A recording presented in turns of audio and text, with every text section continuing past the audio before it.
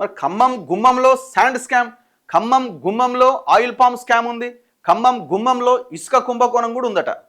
ఖమ్మం గుమ్మంలో ఇంకా ఎన్నో కుంభకోణాలు ఉన్నాయి.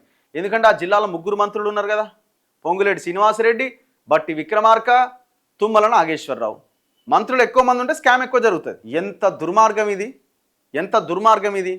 మొత్తం అక్కడ 5th షెడ్యూల్లో ఉన్న ల్యాండ్స్ ఉంటాయి, పెసా యాక్ట్ అమల్లో ఉన్న ల్యాండ్స్ ఉంటాయి. ఎందుకంటే అదంతా కూడా ట్రైబ్స్ ఎక్కువగా ఉన్న, గిరిజనులు ఆదివాసులు ఎక్కువగా ఉన్న ఏజెన్సీ ఏరియాలు ఖమ్మం జిల్లాలో ఉంటాయి.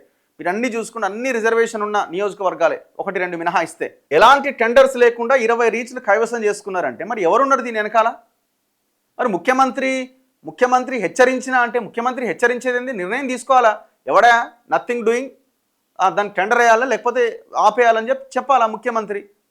ఆ హోదాలో కూర్చొని మంత్రులు ఎక్కడ నాకు పోటీకి వస్తారనో, పొంగులేటి శ్రీనివాసరెడ్డి హైకమాండ్తో మాట్లాడుకుంటాడు, ఆయనే కదా హైకమాండ్కి డబ్బులు పంపించేది అని అనుకుని నువ్వు సైలెంట్గా ఉంటే చెడ్డ పేరు ఎవరికి వస్తుంది?